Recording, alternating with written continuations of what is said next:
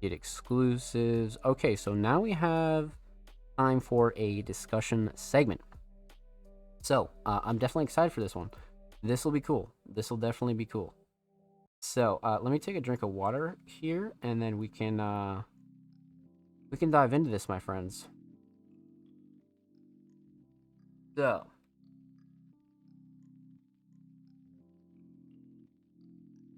when it comes down to our discussion segment this week, we had community feedback number, I think it was like 19 or 18, where we had the homie Black Cash kind of come through with quite a few topics that I think were very valid to discuss here on the show.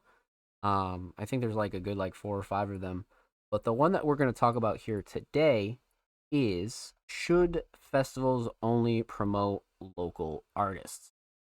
I thought this one kind of stuck out to me because it was a very interesting question from both perspectives, right? Being an artist and of course being a manager, and um, being a independent, a media platform owner.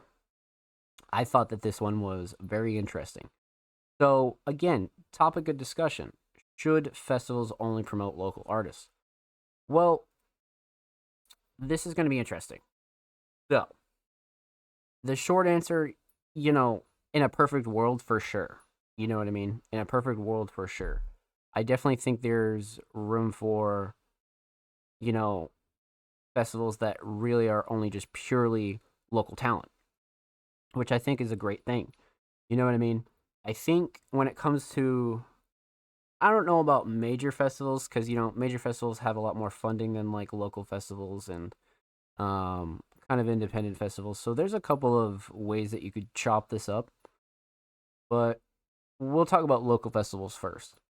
But when it comes to local festivals, and say like, you were a uh, club promoter, you were a show promoter, and you were putting together shows, and you had to book the venue, you had to pay for security, you had to do all X, Y, or Z, right? And, you know, eventually, when it comes to bigger and better shows, it just becomes a business thing, right? Because at first, you could have these like rinky dink shows that, like, pack out maybe 100 people in a venue. You break even, everybody makes like, 50, 100 bucks, whatever. Everybody goes home happy. But everybody wants to level up after that, right? So it's like, how do you know, um, organize bigger and better shows, right? So that's where, unfortunately, like the business side of it comes in, and it becomes about money. You know what I mean? Because it's not necessarily about like whether you're a good artist or you're a bad artist, or you're a local artist. It's going to be about money. And what brings the money in is the pop and artists, right? So when it comes down to like having a successful show, and a show that you can at least make your money back on, I mean, especially when you're getting to like a lot of these, like, mid to like top tier venues, that shit gets expensive, right? And when it comes down to actually like making it worth your while, so to speak, that's where you'll see people kind of cut corners and try to like book bigger artists that might bring out a crowd regardless of where you're doing a show at. So that's where like the problem lies. And I wouldn't even really call it a problem. I mean, it's just how business goes. But I do think there's like a happy medium there where, you kind of fill out most of the bill with local artists and people like, really doing their thing for the scene, and then you have like one or two bigger acts, and then like, again, in a perfect world, if like each local scene had like a big act that could actually like draw a crowd and you could actually book, then all the better. You could really just go local in that fashion, and truly have like a big local show. But certain regions and certain cities, like sometimes people aren't available, and sometimes those artists just don't exist in some areas. You know what I mean? And you got to have like a crowd pull. You really got to have a crowd pull, and that's what a lot of promoters are looking for when it comes to like bigger and bigger festivals. Like, again, if you're just kind of packing out like a pool hall, or like a ballroom or something like that, um that's easily doable, and you could make a couple of bucks. But of course, like, everybody kind of wants like, that bigger stage. They want more money, want a bigger crowd. You know what I mean? So that's where that dilemma comes in. Like, so like I said, I'd say in a perfect world, when it comes to like DIY festivals, it'd be ideal to get a bunch of local artists, but to have a successful show, You need names that are going to pack out venues. And sometimes those local artists don't have that buzz yet, even though they might be talented or even though they might be like super, super like popping, on the internet or X, Y, or Z. Like sometimes people just can't pack out shows. Like the show scene is very different from like plays and an online presence. So that's where it's dicey. You know what I mean? And then even for like the bigger festivals, you know, what I would do there, right? Like say you had like an unlimited budget, something like Rolling Loud or, you know, some major festival. Like what you could do there is have like miniature festivals as well. Like because you're making so much money on like like a grand scheme of things. Um I really think that it'd be worth doing like more like smaller local festivals and supporting local talent, things like that. So if you had a budget, it'd be way easier. But that's where a lot of the independent DIY people and a lot of these smaller show promoters kind of run into an issue is because they don't have that budget. You know what I mean? They're not popping yet. And they're really trying to get their shows off the ground. They're trying to get their company off the ground, whatever. And that's kind of where like as a promoter, you got to make a choice.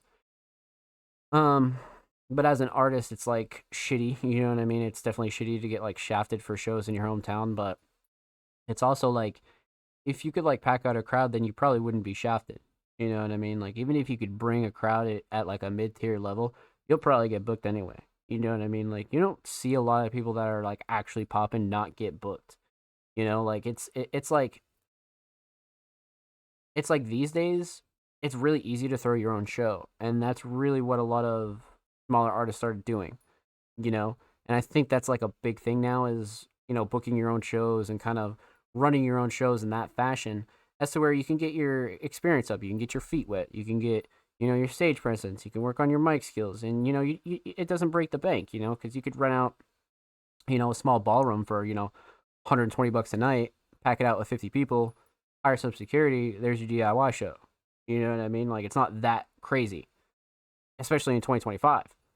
So that's where it's like, you don't really have to look for these more mid tier to like top tier promoters to like try to get your feet wet.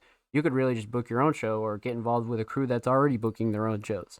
You know what I mean? Like obviously the payola pay to play shit's whack. Like you don't want to like, I mean, in some cases it's worth buying onto a show, right, and buying slots, but in most cases it's probably not.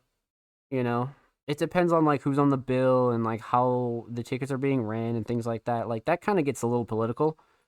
So I think you know it's okay to stay away from that, but I've seen it also be successful as well, as to where it's like, oh yeah, sell 20 tickets, keep the rest of the profit, blah blah blah, sell tickets at whatever price. Like that definitely works to a degree, but you don't want to like break into shows doing that all the time.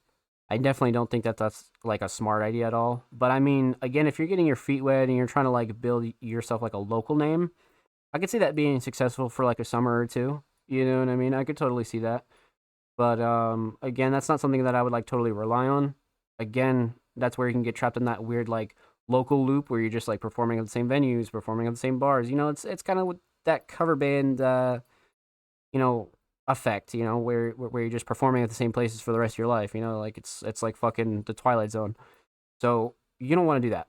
That's where it's like, it gets to a point where you can only get your skill set so high in front of the same crowd for so many years and so many shows. So that's where again, get your feet wet with your crew, and then you could kind of look to other promoters and bigger venues, and that way you could kind of like, shimmy your way in there. And you're like, okay, like I know I can bring a crowd, and nobody's gonna deny a crowd. I don't care who you are. You know what I mean? Because like I said at the start, that's really what it's all about is, bringing a crowd and therefore bringing the money. And that's all these promoters and these club owners and these venue owners care about. So that's really what it's all about. Again, if you're a newer artist trying to get your feet wet, you probably shouldn't be, trying to get on a bigger bill anyway. You know what I mean? Because that's not really going to do much for you, even though you're on the same card with somebody bigger. I wouldn't like rely on that. You know what I mean? Because you still have to be a good artist. It doesn't really matter who you perform with or what kind of shows you've done. Because if you're not a good performer and your stage presence isn't good and you're not like entertaining and you're not putting out hits and putting out work, it's nobody's going to look at that and be like, well, that's cool, but like, what can you do? You know what I mean? And that's where that's going to go. So again, I wouldn't rely too much on that. And I think, again, to put a lid on the topic, you know, in a perfect world, I think promoting local artists is the play. But for people to make money and to put money in people's pockets, sometimes people have to outsource. And unfortunately, sometimes people might get shafted. But on the other hand, you probably won't get shafted if you're actually bringing in a crowd. You know what I mean? So, like, to be fair, again, if you were doing numbers and you were packing out shows and doing your own shit, nobody's going to deny that. You know what I mean? So, unless you're really getting like blackballed, which is a different conversation. But again, at the end of the day, anybody that can pack out a venue probably will.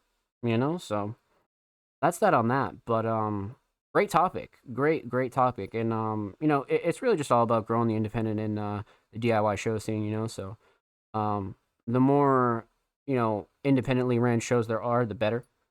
So that'll be a good thing heading into the next few years for sure, because that's just become more and more popular. But yeah, definitely let us know what you think. This will be uploaded on the Music Mondays YouTube channel, so definitely subscribe. We upload videos 2 times per week, every Thursday, every Saturday. Full podcast episodes, exclusive segments, all that good jazz is available on the channel. Make sure you go show these artists on the channel some love. Let's get it.